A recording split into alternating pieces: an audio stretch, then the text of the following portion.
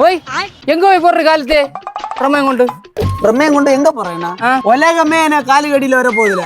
என்ன துவை சொல்லிடு உனக்கு தெரியாதா? என்ன அமெரிக்கா ஈராக் காட்டி வச்ச போறாங்க. அது ஈராக் இல்ல ஈராக் எல்லாம் ஈல தொடங்கியதானே இவரு பெரிய படிப்பாளி. சரி, அவனு அடி வச்சானுங்களா ஹார்மோஸ் நீரிணைப்புன்னு ஒண்ணு இருக்கு தெரியுமா? 3 பெருங்கடலையும் இணைச்சது. செய்தி அப்பப்ப கேட்கணும். அத இப்ப ஈரான்காரன் அடைச்ச போறான். என்னது எண்ணெய் கொடுக்காம இவனுக்குள்ள அடி இல்ல, அவன் அடைப்பான். இங்க இங்க கப்பல் போவார்.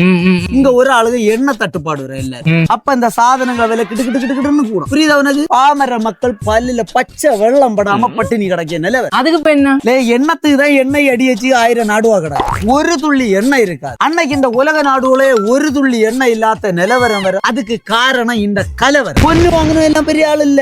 அன்னைக்கு கிலோ கணக்குல கொண்டு இந்த செல்வன் காலடியில போட்டாலும் ஒரு துள்ளி எண்ணெய் கொடுக்க மாட்டேன். ஓ என்ன வேண்ட பொருள். நான் உள்ளுக்குள்ள ஒரு செயற்கை தட்டுப்பாடை உருவாக்குவேன். செல்வம் பைத்தியம் நினைச்சிட்டு இருக்கியான்னுவா. அன்னை இந்த உலக நாட்டுள்ள ஒன்ன எண்ணெய் இருக்காது. என்ன விழிப்பானுவா. அன்னை இந்த கண்டங்கோணம் செல்வம் வெச்சிய தாம்பல வேலை. அது மட்டும் இல்ல, உலக மக்களை எல்லாம் பொல்ல நினைச்சா இல்ல ட்ரம்பு. அவன் என்ன விழிப்பான். ஹலோ செல்வான் ட்ரம்பே சொல்லிட்டு போ.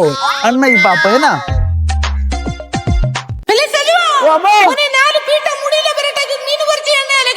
ஒரு பொழுது அது விடியாதா அட போடா உலகம் கிடக்குது கிடக்குது. அண்ணா இந்த கண்டங்கோணம் செல்வம் வெச்சிய தாம்பல வேலை.